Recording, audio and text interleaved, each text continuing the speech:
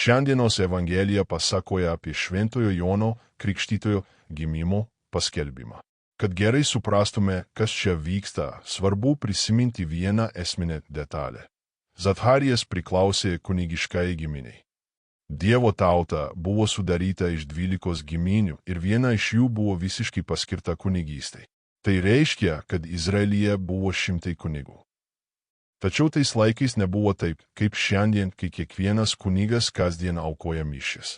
Senajame testamente tik vienas kunigas, išrinktas burtų kelių iš visų kitų, turėjo privilegiją įžengti į šventovę ir atnašauti smilkalų auką prie švenčiausią vietą. Šis kunigas buvo parenkamas burtų keliu. Ir burtas krito Zacharijai. Tai nebuvo atsitiktinumas. Tai buvo Dievo sumanymas. Tuo metu Zacharijas išgyveno pačią iškilmingiausią savo gyvenimo akimirką. Jis niekada anksčiau nebuvo įžengęs į šventovę. Jis niekada nebuvo stovėjęs prie švenčiausią vietą, kur turėjo būti sandoros skrynia, švenčiausia vieta visame Senajame testamente. Kol Zacharijas įžengia į šventovę, tauta lieka laukia ir meldžiasi. Būtent šią iškilmingiausią akimirką Senajame testamente pačioje širdyje, Zacharijo kunigiškojo gyvenimo viršūnėje, Dievas apsireiškia. Iš senosios sandoros širdies ima skleistis naujoji. Zacharijui pasirodo arkangelas Gabrielius. Ir, kaip visada šventajame rašte, angelo buvimas sukėlė baimę. Angelai yra būtybės, be galo šlovingesnės ir galingesnės už mus. Todėl pirmieji Gabrieliaus žodžiai yra: nebijok, Zacharijau, nes Dievas išklausė tavo maldą.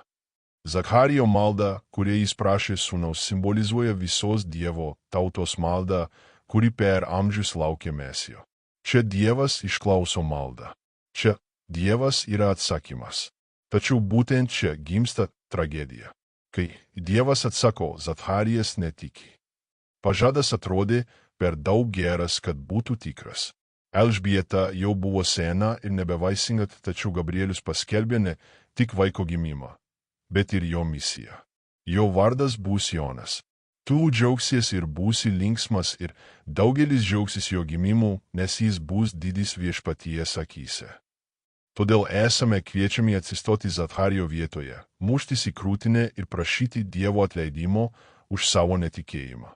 Kiek kartų prašome šventumo, prašome tapti Dievo vyrais ir moterimis, o kai Dievas nori veikti, kai nori atsakyti, mes suabejojame. Todėl šiandien drąsus. Įženk į savo širdies švenčiausią vietą. Įženk į savo vidinę šventovę ir su tikėjimu tark: viešpatie, aš tikiu.